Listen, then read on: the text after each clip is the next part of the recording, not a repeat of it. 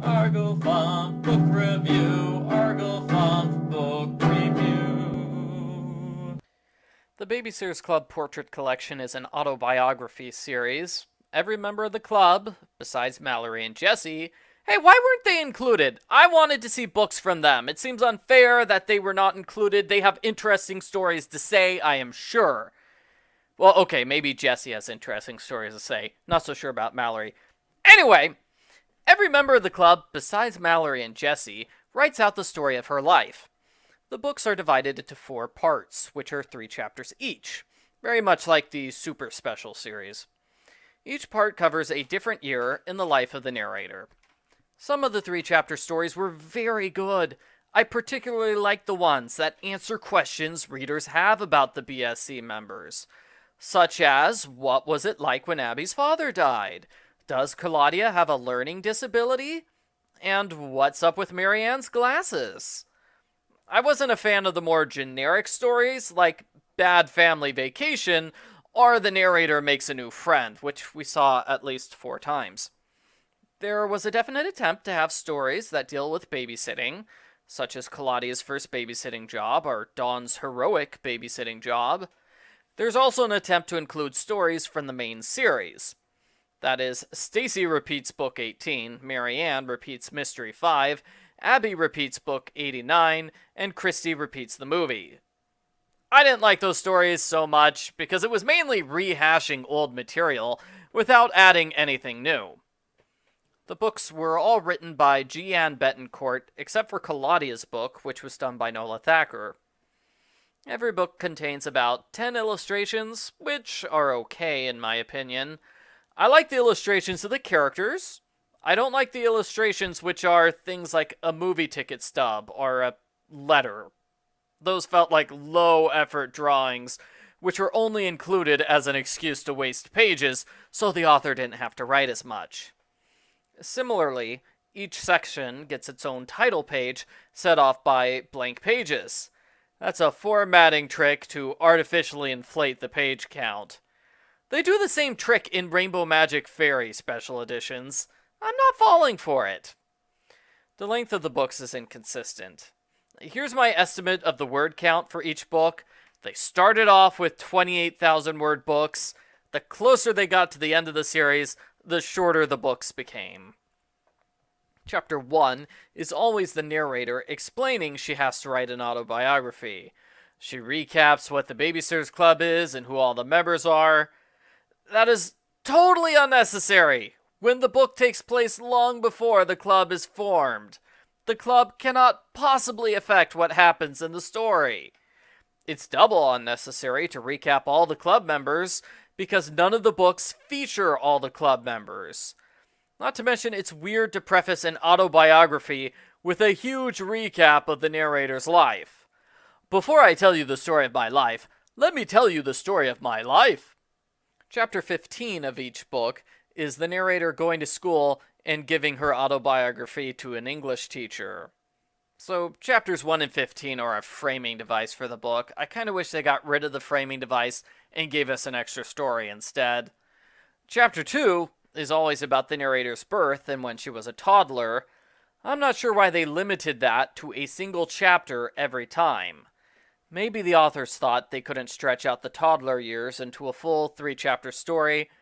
That's what I think about the series in general. Here is a brief recap of all 24 short stories that are contained in this series. Christy doesn't like how her older brothers get to do things that she doesn't. She tricks them into letting her see a movie. She gets in big trouble. Christy's dad leaves the family without saying anything. The Thomases struggle to readjust to life without him. Christy goes to softball camp where the girls fight a lot and eventually learn to become friends. Christy's dad reappears and tries to reconnect with her while hiding from the rest of the family. Christy likes being with her dad again, but she realizes he's a terrible person. Claudia wants to have a birthday party, but no one comes because her birthday is in the summer. Claudia is terrified of the Tooth Fairy. She makes a plan to capture the fairy, and she realizes the Tooth Fairy is not real. Claudia is sent to a school for kids with special needs. While it helps her a lot, she hates it and wants to go back to regular school. Claudia has her first babysitting job for Christy's brother. He gets lost, but she and Christy find him again before any adults notice. Stacy gets to be in the Macy's Thanksgiving Parade with her hero, Cinderella. Stacy and her friends skip ballroom dance lessons to play around in New York City. They get in big trouble. Stacy's family goes on vacation to a remote island. She hates it, and she eventually makes friends with a girl. Stacy and Claudia visit famous places in New York City. Claudia acts weird until she confesses she's jealous of how great Stacy's life is. Marianne's school is having a tea party for Mother's Day. She invites her dad. When the other kids tease her, she invites Mimi. Both adults show up to the party. Marianne takes a ballet class and she hates it. Marianne thinks glasses are cool, so she purposely fails an eye exam at school in order to get glasses. Marianne meets her grandmother. They have trouble getting along at first, but they eventually become friends. Dawn thinks her neighbor Sunny is a weirdo, but they eventually become friends. Like I said, there are a lot of stories where two people eventually become friends. Dawn mistakenly thinks her grandparents don't love each other. She worries they're gonna break up. Dawn becomes obsessed with fire safety and prevention. She puts those skills to good use when she saves two babysitting clients. Dawn breaks Babysitters Club rules by raiding a client's mail.